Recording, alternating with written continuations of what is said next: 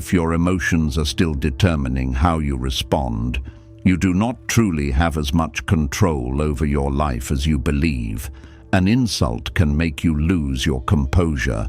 A failure can make you question your worth. Even a cold glance can be enough to change the way you behave. We often call these natural reactions, but the Stoic philosophers saw a more difficult truth. External events merely knock at the door. It is our interpretation that grants them permission to enter and rearrange the mind. So the real issue is not how to make life stop challenging you. The question worth pursuing is this: how can you stop what happens from deciding who you will become? The 7 principles in this video will not soothe the habits that are holding you back. They will challenge the way you think about comfort, emotion, fairness, achievement, time, and recognition. Step into this journey with a mind willing to be tested. By the end, you will see more clearly where your true power lies, why you so often give it away, and how to reclaim your ability to choose in the face of every circumstance. Law 1. Don't let comfort make you fragile. There is a kind of failure that does not arrive through a single dramatic event, but slips quietly into life through very small choices. Spending a few more minutes on your phone before beginning your work, postponing a difficult conversation until a more convenient day, skipping a workout because your body does not feel like it today, buying something the moment you see it to silence the sudden feeling of lack. None of these choices seems serious enough to cause concern, but when they are repeated, the mind begins to learn that all it has to do is create a little discomfort, and you will give in.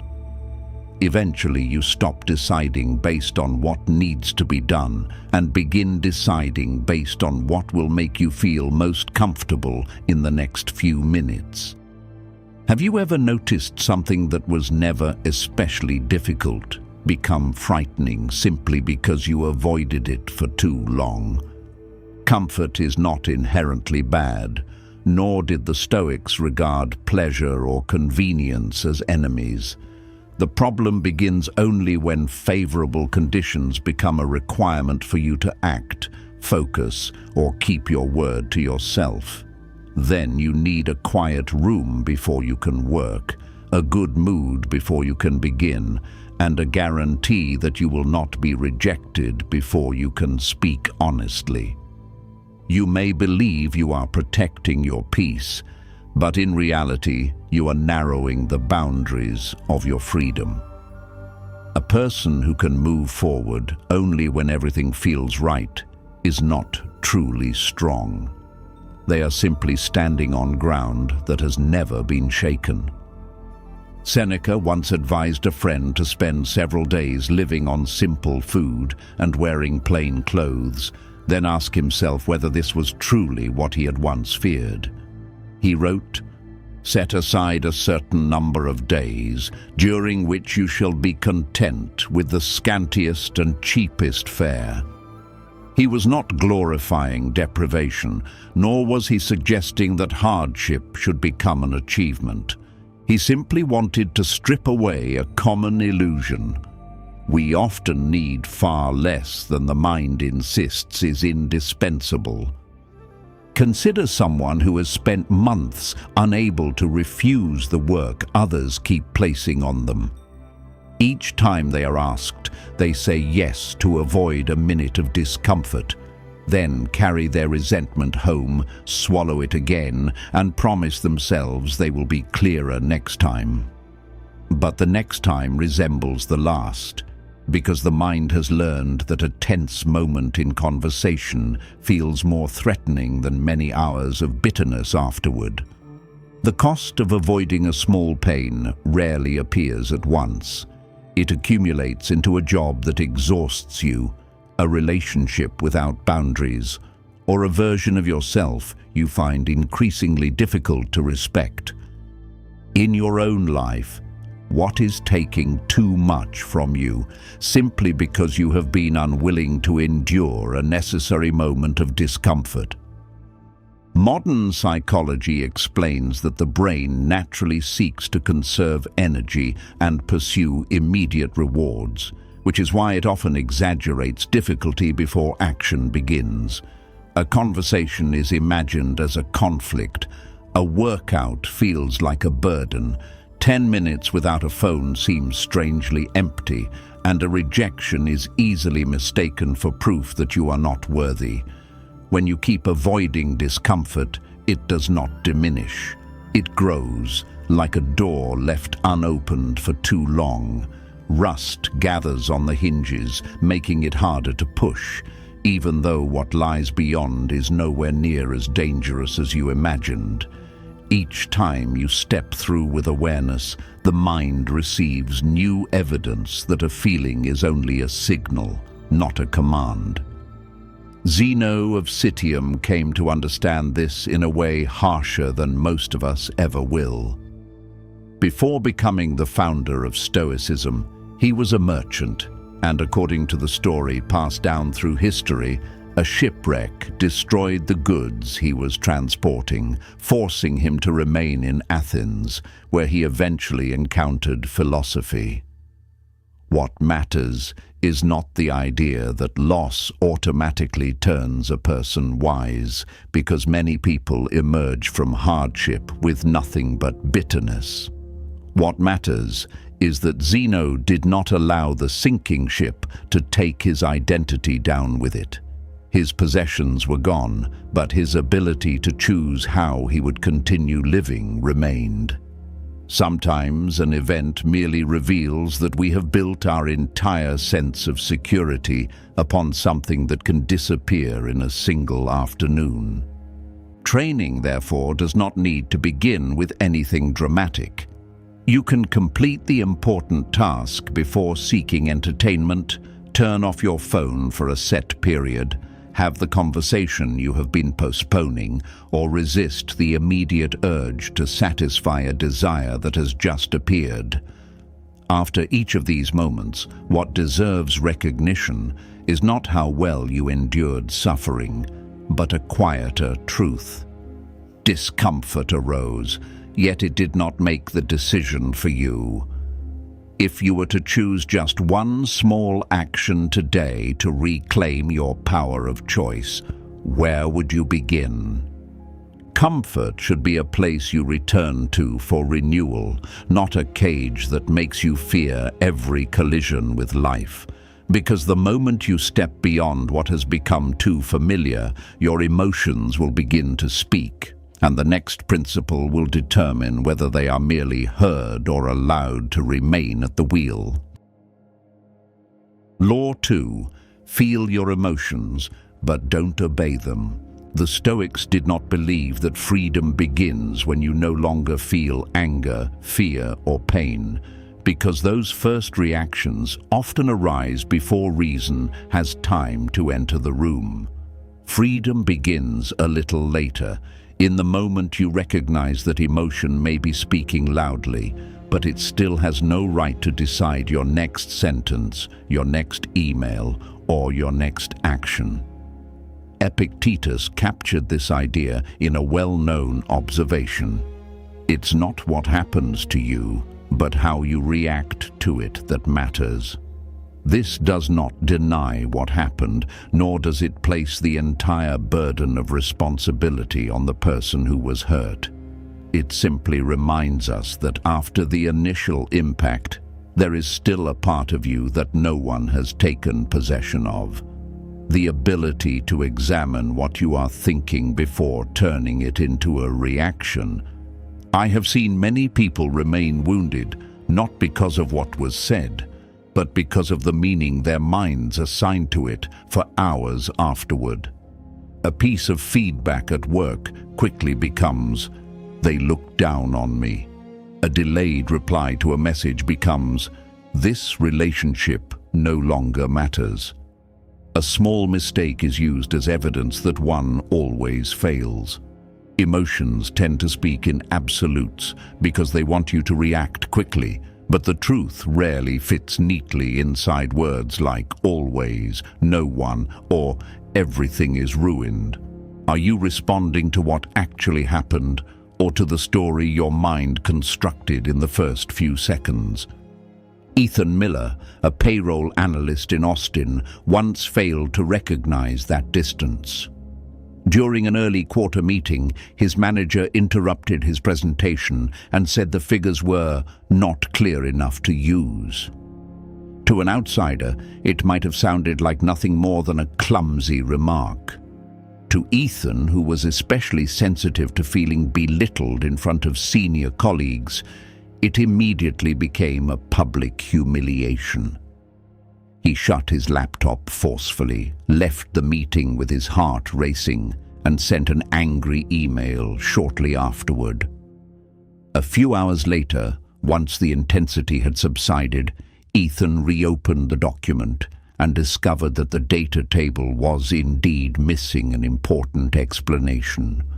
That did not make his manager entirely right in the way the criticism was delivered, but Ethan also had to admit that he had allowed the feeling of being insulted to determine his response before he fully understood the situation.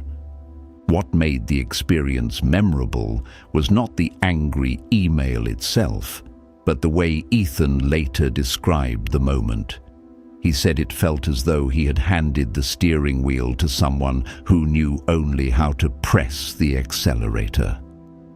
His anger wanted to win the meeting immediately, but it did not care about his professional credibility the next day.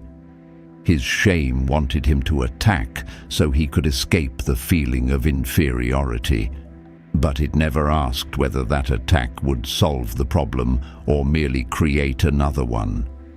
Emotion often protects the very short-term goal of releasing pressure, while the deeper part of you must continue living with the long-term consequences. How many times have you won a moment only to damage what you truly wanted to preserve? From that experience, Ethan created a simple rule for himself. He would not send an important email within 30 minutes of feeling emotionally triggered.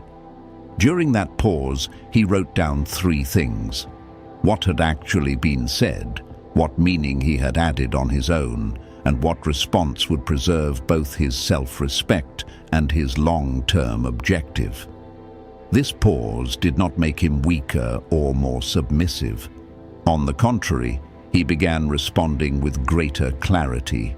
He learned to ask others for specific feedback, to speak directly when communication became disrespectful, and to stop using anger as a way to prove his worth. This is precisely what the Stoics have always reminded us. The first impression may arise without your consent, but you can still delay giving it your complete belief. "I am angry" describes a state. "I must make the other person hurt as much as I do" is a choice. "I am afraid" does not mean I cannot move forward, just as "I have been hurt" does not automatically give me the right to hurt someone else. When you name an emotion accurately, it becomes more specific and occupies less of your identity. You are no longer the anger. You are simply experiencing anger. Stoicism, then, is not a lid clamped over a pressure cooker, because suppression only allows what remains unresolved to keep accumulating. It is more like regulating the flame so you can still see what is boiling within without allowing it to spill over and damage everything around you.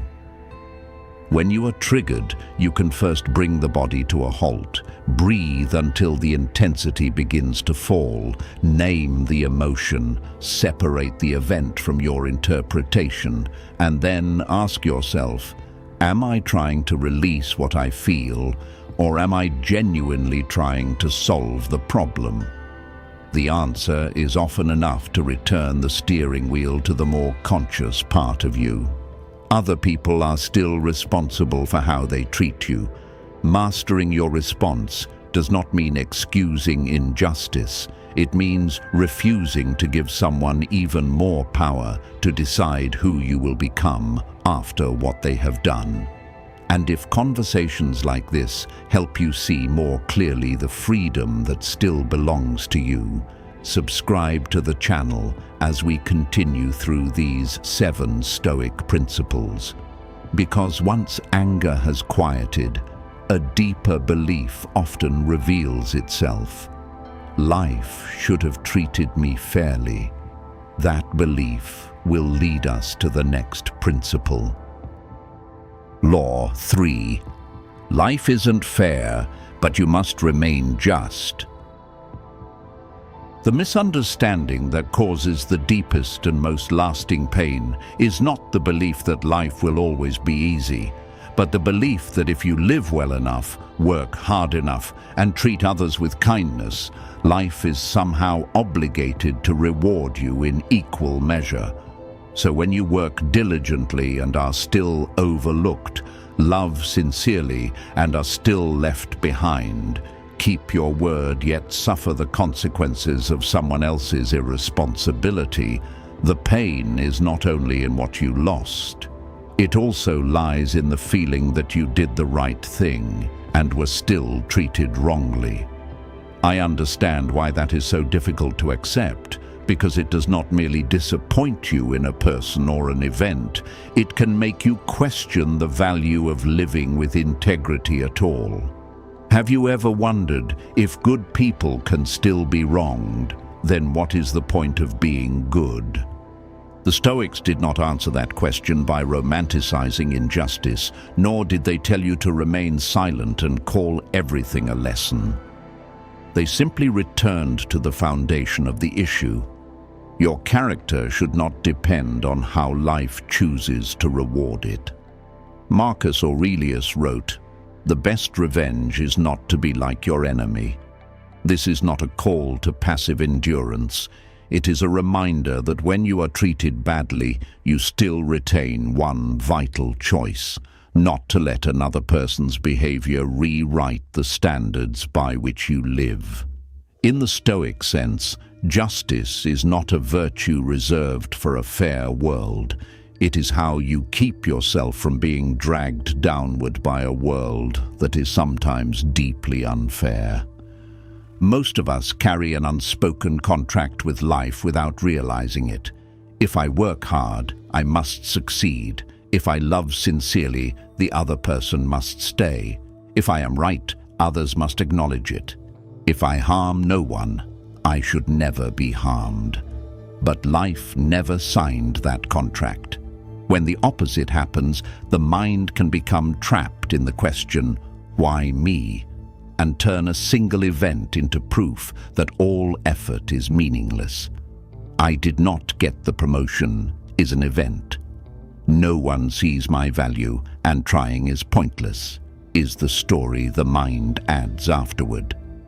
The event itself may truly be unfair, but the story built around it can make you lose far more than the original event ever took.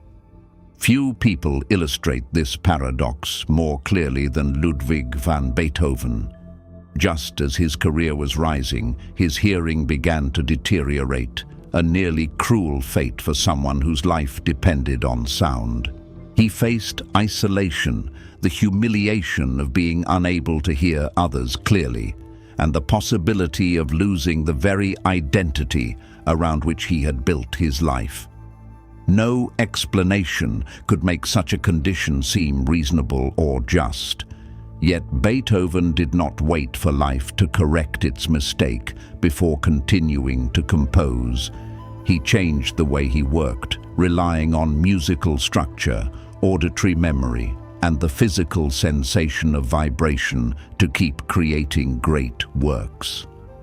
The lesson is not that every loss produces something good, but that loss does not have the right to determine the final meaning of your life while you still retain the ability to choose your response. In the most unjust circumstance you have ever endured, what was taken from you and what remained entirely in your hands? Injustice is like a deep crack in the road. You have every right to point it out, demand that it be repaired, warn others, and protect those who may be harmed. But if you remain standing before the crack simply to prove that it should not exist, you will never move forward. Fighting through action is not the same as living through bitterness. One may change reality. The other only allows the past to keep occupying the present. Put simply, you do not have to call what was wrong right in order to accept that it happened. You only need to distinguish three things clearly: what the event was, what still remains within your power to act upon, and what must be accepted even though you do not like it. Then the more useful question is no longer, why did this happen to me? But what will I do so that this does not turn me into a worse person? Once you stop demanding that life unfold according to your expectations, the next problem becomes easier to see. How much of your strength has been spent on things that were never within your control? Law 4. Narrow the battlefield to where your power lies. Do you know the film The Martian? It tells the story of a man stranded alone on Mars, in circumstances that leave almost no room for error. What I find most compelling about the film is not the intelligence of its protagonist, Mark Watney, nor the tension of his struggle for survival, but the way he refuses to let the sheer scale of his adversity paralyze him. He cannot undo the storm, shorten the distance between himself and Earth, force the rescue team to arrive when he needs them, or make Mars less hostile simply because he has already endured enough injustice. The only thing he can do is pull his attention away from the disaster as a whole and place it instead on the food he has left, the equipment that needs repairing, the signal that must be sent, and the specific problem that needs to be solved that day. To me, this is one of the clearest expressions of the Stoic spirit that popular cinema has ever created.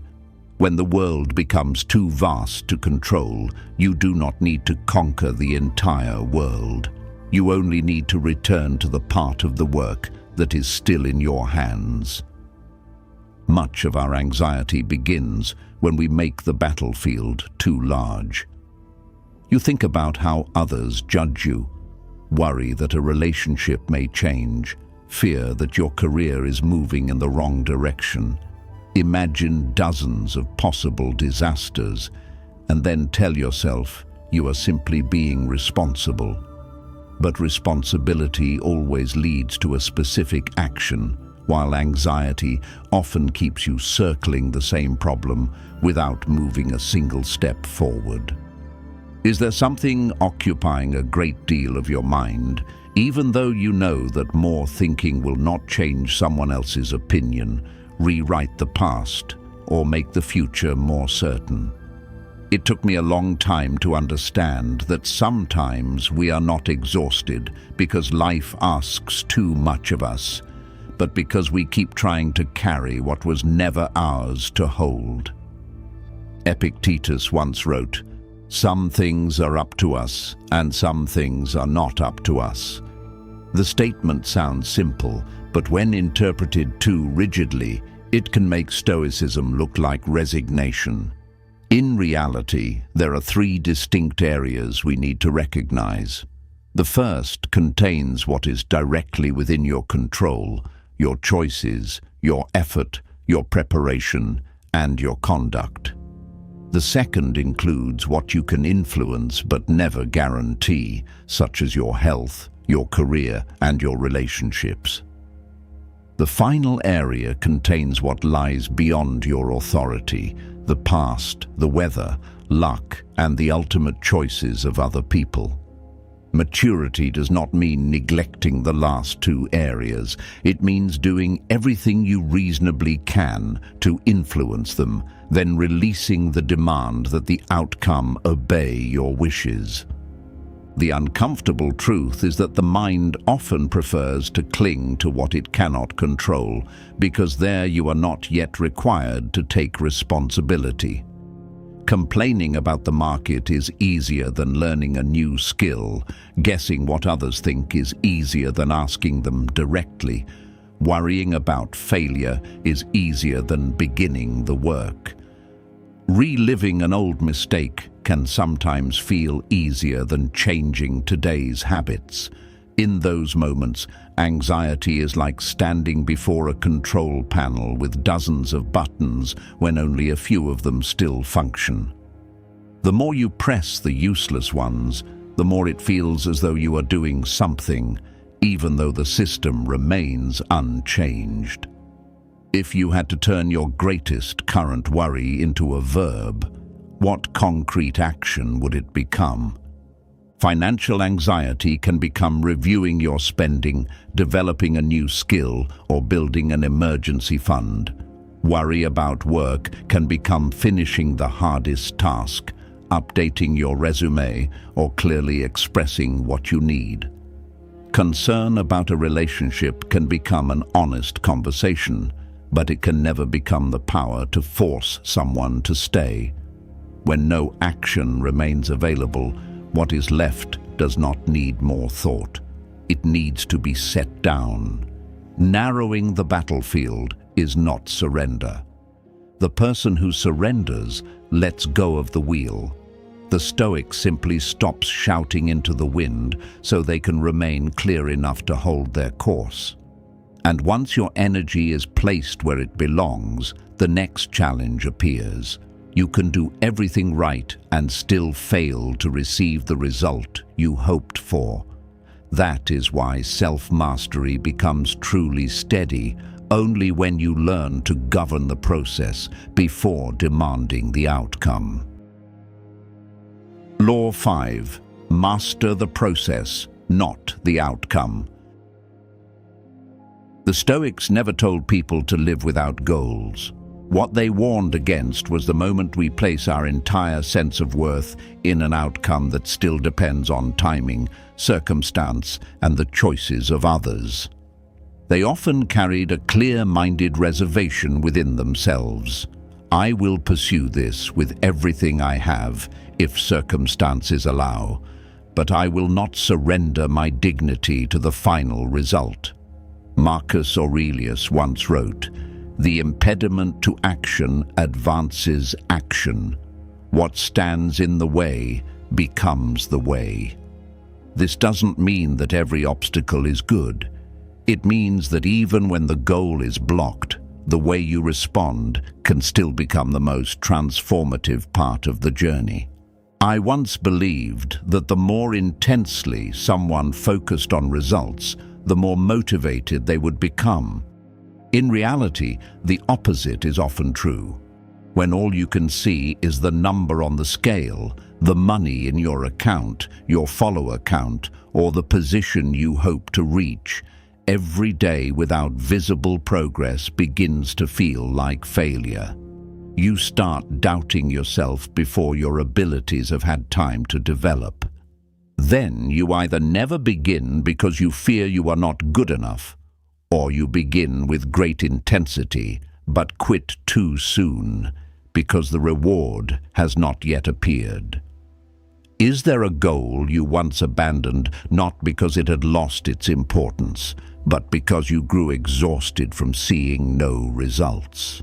Growth rarely makes any noise. It is like roots spreading beneath the soil while nothing above the surface seems worth showing.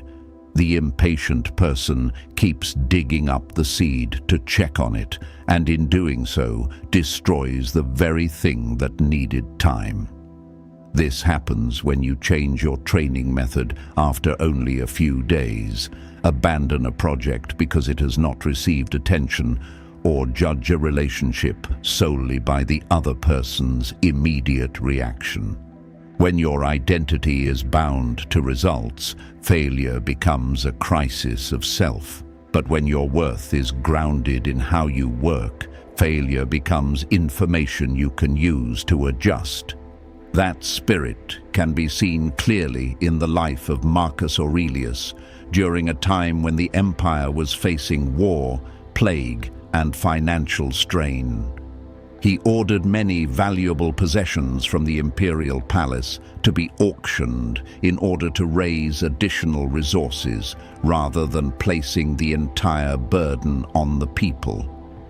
What stays with me is not the image of an emperor sacrificing wealth in order to be praised, but the fact that he had to act in circumstances that offered no guarantee the war would end soon, the plague would recede, or every general would make the right decision. He did not wait for a plan certain to succeed before doing what needed to be done. He chose the best course available with the understanding he had, then accepted that the rest could not be forced to unfold according to his wishes.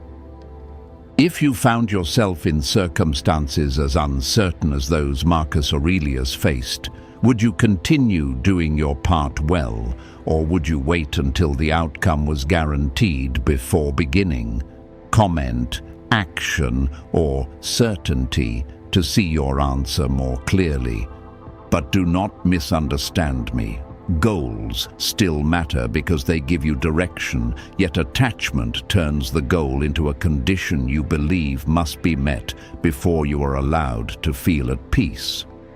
A writer may want to publish a book, but what remains within their hands is the number of pages written, the manuscript revised, and the feedback received.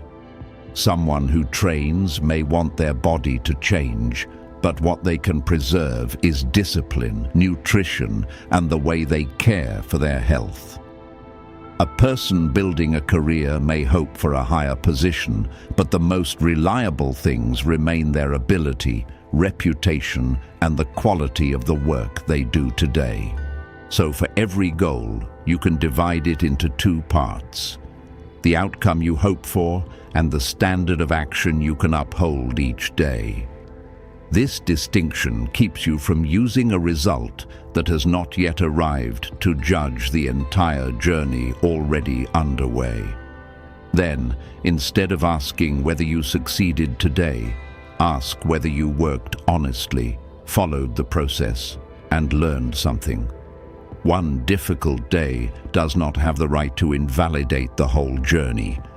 Yet even after understanding the value of the process, people can still delay because they believe they have plenty of time. And that is the illusion the next principle will force us to confront. Law 6. Remember, your time is running out. Before you think any further about the future, write down 3 things you would regret if another year passed and your life remained unchanged. Then choose exactly 1 action you can complete within 7 days. Submit the application, schedule the appointment, begin the draft, call the person you need to call, or state the boundary you have postponed for too long. This exercise sounds simple, but it touches a truth we often avoid. Most of our time is not lost through major decisions, but leaks away through countless moments of telling ourselves we will begin when we are less busy, less afraid, or finally feel ready. If the next year merely repeated the way you are living today, what would hurt most when you looked back? Seneca once wrote, "It is not that we have a short time to live, but that we waste much of it." The Stoics called this reminder memento mori, remembering that life is finite, not to inspire fear, but to stop us from treating time as an account that will never run dry. When death is faced calmly, many things return to their proper size. A minor argument no longer deserves to consume several days. Pride no longer seems important enough to keep 2 people in silence. And the fear of failure becomes lighter than the risk of living an entire life without ever attempting what you knew truly mattered. I once met Maya Thompson on a train from Montreal to Toronto after both of our flights had been delayed. She was 39, worked as a diagnostic imaging technologist, and had spent nearly 6 years keeping a folder filled with interface sketches for a patient-focused app. Every year, she told herself, she would study healthcare design once work became less demanding. Then, a close colleague died suddenly after suffering a stroke. The loss did not make Maya reckless, but it shattered her belief that life would eventually set aside a calm and convenient season for the things that mattered.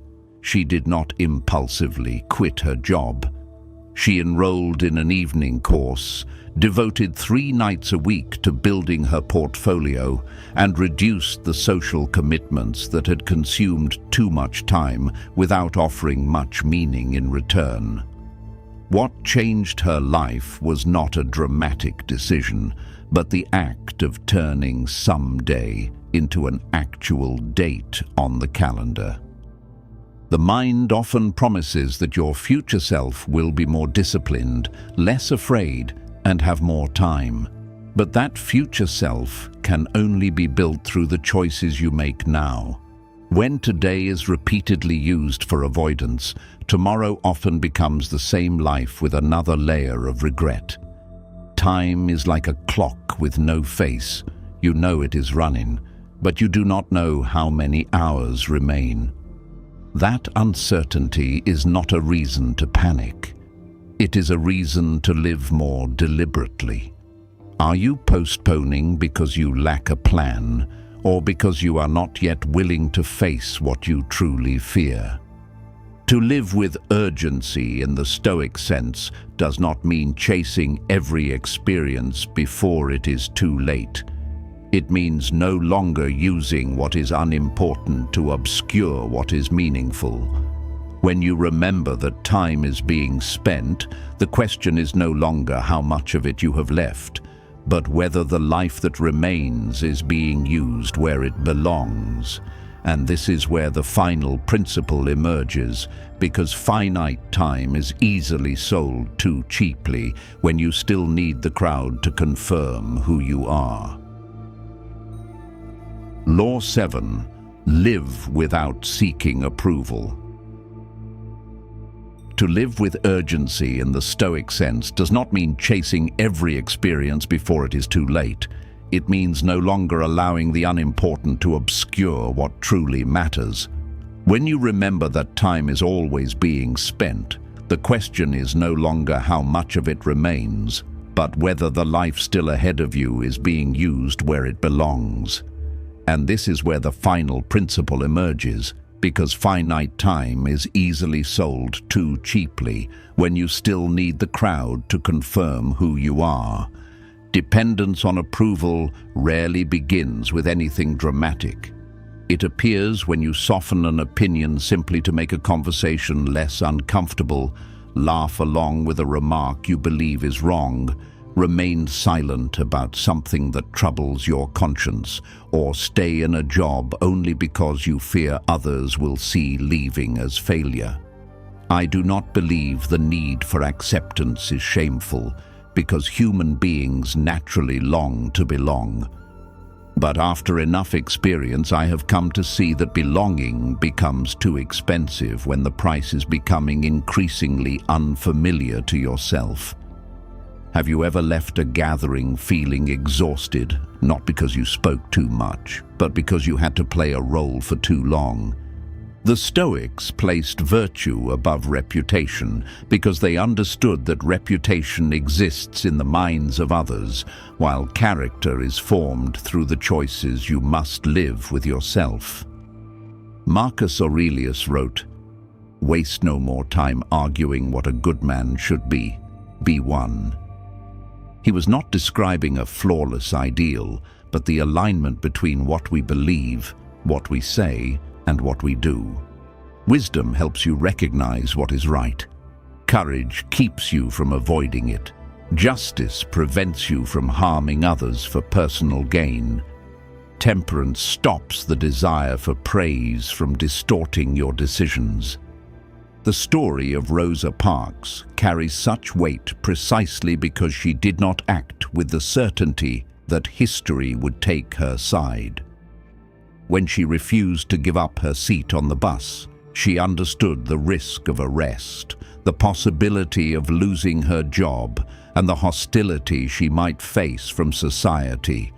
She had already been involved in the civil rights movement, so her decision was not a moment of impulse, but the point where conviction met a moral boundary.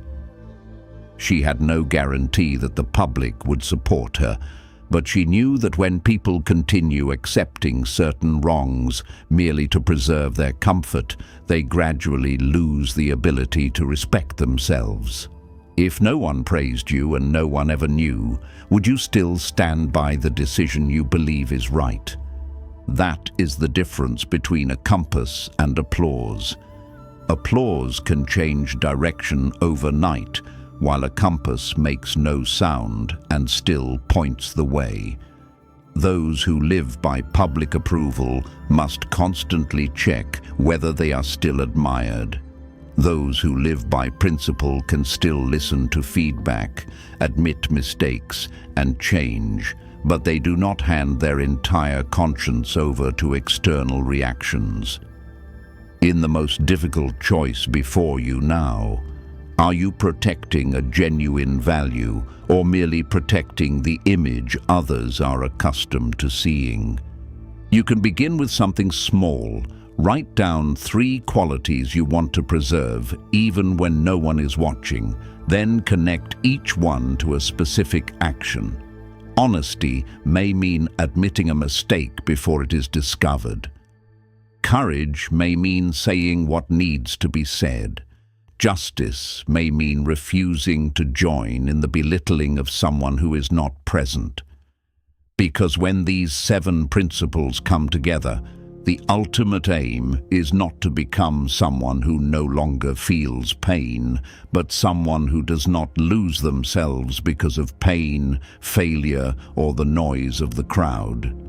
Perhaps you will not change after hearing this only once, and you do not need to.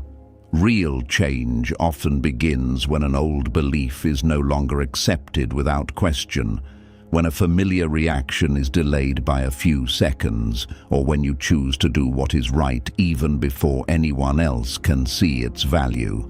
That is how the mind is rewritten, not through grand promises, but through choices small enough to repeat and honest enough to shape you into someone new. Life will still bring days that do not go your way, losses that cannot be explained, and outcomes that were never yours to control.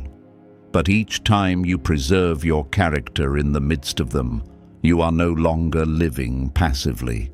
You have returned to the place where your true strength begins.